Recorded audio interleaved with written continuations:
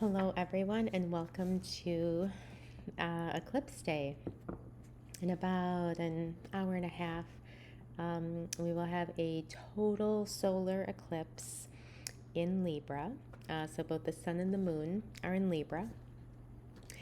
And this is going to be the last eclipse in Libra. The moon nodes have been moving through Libra Aries. We will have one more Aries eclipse next spring, but this is our last Libra eclipse. So there is the theme of closing things out. If there's anything, any niggling feelings, you feel like you want to deal with something, you've been meaning to deal with something, something isn't quite right. This is really, the energy this eclipse is bringing is, endings and new beginnings. And then when we pair that with Pluto moving into Aquarius next month, there's just so much energy around close out the old stuff and move forward towards what is new. And Libra is a cardinal sign. Pluto is also moving out of Capricorn, which is a cardinal sign. So there's a lot of energy on the cardinal cross, which is Libra, Cancer, Aries, and Capricorn. So a lot of energy happening there. Again, close things out, start things fresh. So let's draw a tarot card to set the tone for our day and help us most productively approach this eclipse. And just so people know also, it's not visible for most of us. If you live down around Antarctica or the South Pacific, you might actually be able to see it as the Ring of Fire actual solar eclipse.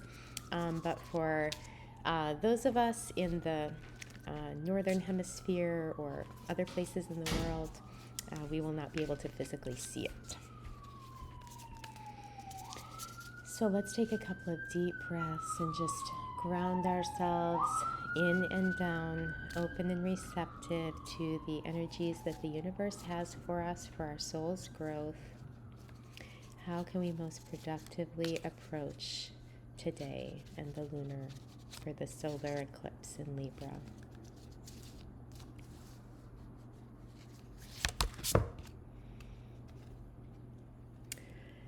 And our card is the Princess of Wands in the Thoth Tarot deck. And what incredible imagery in this card. First of all, this definitely brings to mind fire energy. The Wands is the fire suit. And today with the Libra eclipse, the sun's light is diminished. In the way that it is during eclipses, we can't see the full glory of the sun. Its full ball of fire, that's diminished.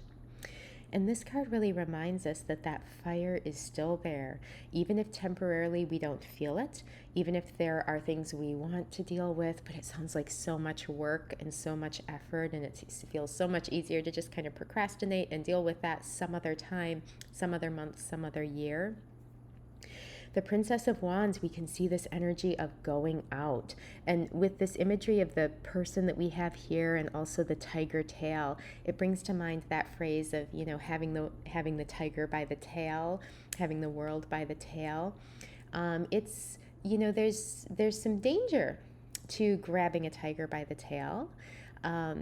Tigers are so powerful, so magnificent, but they are dangerous. And so there is a sense of respecting this energy. An eclipse is not light, friendly energy. It really is the energy that encourages us to go deep and make real, lasting changes in our lives for the better. Not just do surface level things or commit to something for a week and then kind of fall off. But this is the time for real, deep passion, commitment, and motivation. And it's this level of fire, this level of passion that sustains us through the difficult times of doing what we need to do for our soul's growth. And I love that we also, this figure has a wand with the sun at the top of the wand. And there is this sense of we all have this solar power. Even during a total eclipse of the sun, if the sun is obscured, we still within each of us hold this power, this motivation. And so the encouragement from the universe is to really, even if external factors we don't see the light, the motivation, the passion, the vision, can we turn inwardly? And what do we see there? And can we, within ourselves, find that passion and what we are really motivated for and the ways we want our life to really change? And can we bring the light, even at a time when the sun's physical light is diminished? With the princess also, there's an element of not going it alone. The king is, for example, a more solo figure, but the princess is more collaborative and relational. And so there is this element of it's really hard for any of us to make giant lasting changes in our lives if we have no support network, if we have no friends to bounce ideas off of, if we have no one to kind of commiserate with on those really difficult days. So there's also an encouragement here. Find the people and surround yourself with the people who will help you become the person you want to be, who will help you make the changes you need to make. And the solar eclipse is in Libra. Libra is about our relationships to others. If Aries is all about the self and individuation, its opposite sign Libra is all about how we interact with others in relationships. So it might be that to move forward and really make the needed changes on our path, we haven't already done that because we've been trying to go it alone. And this Libra eclipse is kind of bringing in that energy of, the group of people currently around us might not be able to help us get there, but who do we know or who can we find to surround ourselves with who will help us get there? And solar eclipses are often about endings and beginnings. It might be that some relationships in our lives are just not supporting our soul's growth anymore. And maybe less of our time investment should go toward those. Whereas maybe other relationships are hugely helping us move forward and develop our collective energy and our soul's energy in a better way.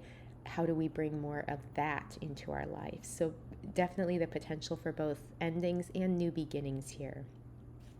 Sending everyone beautiful energy for this eclipse. Love and light.